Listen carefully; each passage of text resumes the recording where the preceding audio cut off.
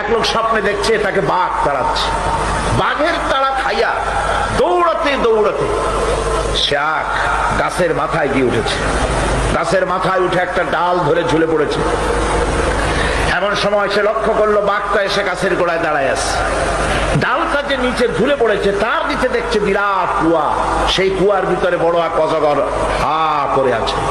এমন সময় কানে কুটকাট করে আওয়াজ আসে। কিসের আওয়াজ?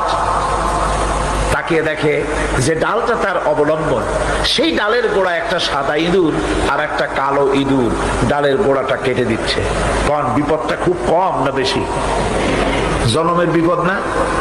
গাছ বাইয়া যদি নিচে নামে তো খাবে কিসে? বাঘে। আর ডাল ভাঙিয়ে যদি নিচে পড়ে খাবে কিসে? এমন সময় তার মাথায় ঠান্ডা কি জানি পড়লো।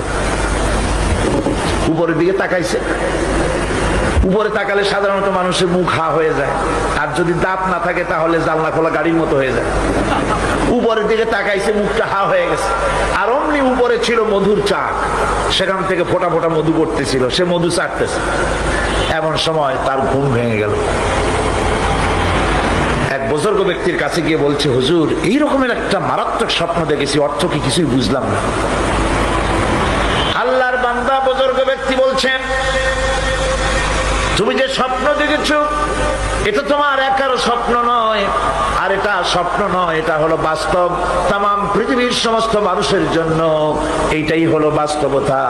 তোমার পেছনে যে বাঘ দৌড়াচ্ছিল এটা বাঘ নয়, এটা হচ্ছে হযরতে আজরাইল আলাইহিস সালাম।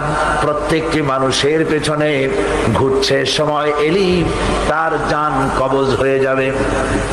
তুমি যে ডালটা ধরে ঝুলেছিলে ওই ডালটি হচ্ছে তোমার হায়াত, আর ডালের গোড়া কাটতে ছিল সাদা ইঁদুর আর কালো ইঁদুর। সাদা ইঁদুর হলো দিনের প্রতীক, কালো ইঁদুর হচ্ছে রাতের প্রতীক। দিন আর রাত তোমার হায়াতের রশিগাছা কুটকুট করে আস্তে আস্তে করে কেটে দিতেছে।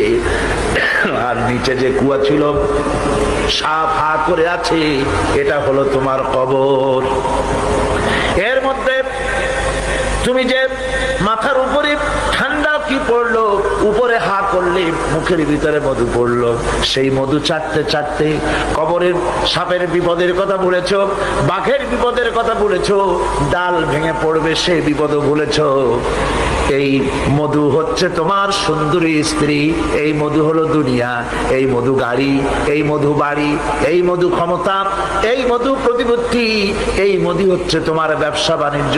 দুনিয়ার মোহে তোমাকে এত বড় বিপদ থেকে তোমাকে ভুলাই দিয়েছে।